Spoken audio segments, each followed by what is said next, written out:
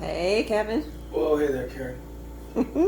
Well, it's been a week since the last video update. Figured Yes. we were going to try to do this once a week. We skipped a day. So So, what's today's Monday instead of Sunday? yeah, today's Monday, July 24th. Mm-hmm. So just 8 days, no baby. Mm-hmm. And I am filtering the last little bit of cold brew. So you taught me how to do this, and I'm getting pretty good at making cold brew. I'm making mean cold brew, y'all. He makes a very good cold brew. Yeah, cold brew. I call it. It's like drinking chocolate milk. Just imagine coffee with absolutely no burn and all the benefits of coffee. The reason why we're drinking, but without the burn, without the acidity. That's cold Nice brew. and smooth. Oh, so smooth. So how are you feeling today? A little tired. Went to the gym today with you. Today was your day off, and hadn't been to the gym in what, about close to a month, since I dislocated a rib. I was being real smart about it, and did what, cross trainer elliptical for the first time since the hospitalization, and upright cardiovascular exercises are a challenge. I go real slow. I did 5 minutes of that, but did seated rows. We won't talk about poundages or anything like that, but they were good sets. I kept it limited to 3 sets for most of the exercises. Seated rows, tricep dips, which were two assisted sets, where it has like a counterweight, and then one that was a full body weight dip set for me. We're talking like between 8 to 10 repetitions on each one of those movements. And then I finished things out with some tricep presses with the cable. And I think it was 4 sets of 8 repetitions. And you've been working out at home. Yeah. So it's not that you stopped moving. You just hadn't been back to the gym in a while. Yeah, So. the movements that I do at home, the movements that I do at home, I don't need gym equipment to do them. So there was no point in going to the gym to do like push-ups or I've got dips here. We've got equipment here that we can use.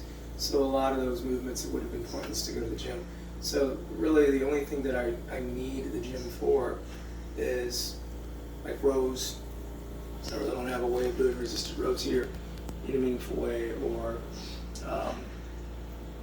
that's about it actually. And some of the cardio stuff. Right. And so where was your supplemental oxygen set for your workout today? I had to bump supplemental oxygen up to 4 liters per minute, and that's on a conserving regulator. So when I breathe in, it gives me a little puff. That's equivalent to whatever the flow rate is that I set it on. Normal for me, just walking from point A to point B, is usually between 2 and 3 liters per minute, depending on what I'm actually doing. Mm-hmm. But here in the apartment, since we've been back, I haven't needed to be on supplemental oxygen, but more than say a few minutes. Humidity has been really good for me today. It's like under 30%, Mm-hmm. which is really dry for this area for this time of year, but my lungs seem to like it. I spiked a mild temp. We think it's probably exercise induced because it happens almost every single time I work out, especially if I do multiple sets. But it was a low grade temp, and it reduced within a couple of hours after taking ibuprofen, 200 milligrams. So low dose ibuprofen helps to bring it under control. And you were wearing a cold vest after we got back too. If we have a cold vest that Karen got that puts these little pouches on the inside of it, and you put ice packs inside of those, and you wear the vest. What it does is it applies cold to your trunk, which can be really nice. So as we were coming back out in the heat, my lungs felt like they were on fire, felt like they were burning, and that cool feels really good. Also breathing deeper with the cold on, I found, makes deeper breathing very comfortable. Up until recently, every time I breathe in a little bit deeper, it's naturally going to be stiffer because my lung tissue is stiffer. But lung tissue doesn't really, as I understand it, have any kind of pain receptors. It doesn't register pain.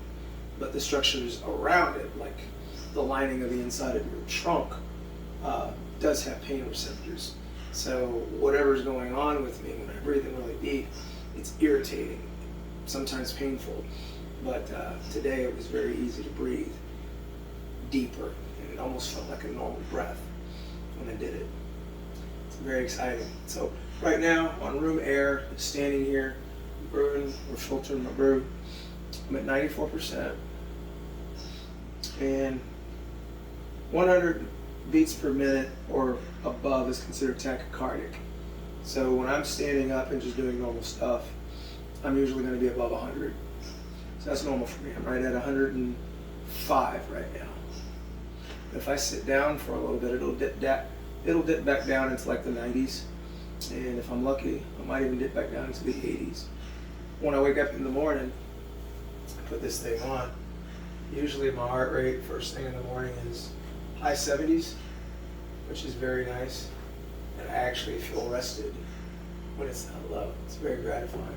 But, it's always nice to get my heart rate below 100. It feels like I'm conserving my heart a little bit.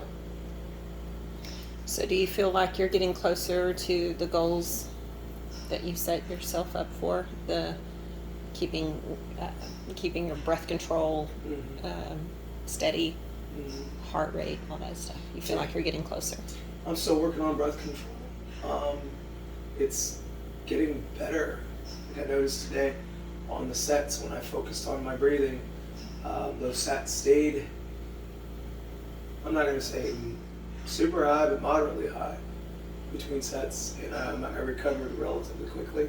So I think the lowest they dipped while I was in a set was on a set of rows, excuse me. It was on a set of rows, and they dipped down to like 84%. And while I was recovering, if I wasn't paying attention to my breathing, it dipped lower, down to like 81.